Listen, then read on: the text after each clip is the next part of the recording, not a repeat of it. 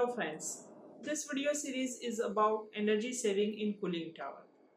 Cooling tower is not an individual system, but it is a system affiliated with HVAC plant or any other type of plant like power plant, compressor unit. It is also used. It is used in refineries, process industries, chemical industries. Wherever a hot water needs to be cooled and reused in a plant, one or other type of cooling tower is used. So what is there in front of you is a huge cooling tower. They are used in a power plant.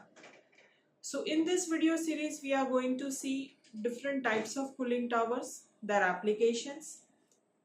Basically open and closed type of cooling towers are used. So we will see those two types of cooling towers in detail. Then again, we will have some more classification of those open and closed type of cooling tower based on type of draft created, like induced draft or forced draft. Then how they work, whether it is natural draft or artificial draft, how both of them work, that has been discussed. Their performance parameters, like what is range of cooling tower and what is approach of cooling tower, and how the performance is evaluated in this terms as well as other terms like what is water concentration, when to change the water, what is a blowdown of cooling tower, that we will understand. Then different components of cooling tower, like what is a fill material, that is a packing material used in cooling tower, that is discussed. The material of tower itself, that is discussed. Nozzles, which is distributing water, basin, which is collecting water. All these components are discussed individually in this series.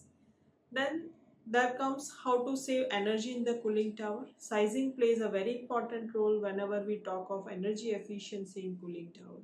So how to size the cooling tower, that is discussed with numerical also. Then how corrosion or how accumulation of scale reduces performance of cooling tower, that is discussed in detail. And some more methods are there, like use of variable drives to optimize the performance of pump as well as fan. Then how to have location of cooling tower so that performance can increase. So different methods to increase efficiency of cooling tower is discussed in detail. And lastly, there is one performance analysis, like for existing cooling tower, if we need to do its performance analysis, then its method as well as case study is given. And at the last, there is a troubleshooting list is given, which shows that for a particular problem, what can be the possible reason and what is a remedy for that. Followed by last topic, that is what is a checklist, which is applicable to all type of cooling tower.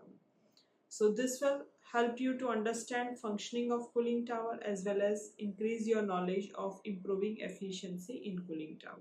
Thank you.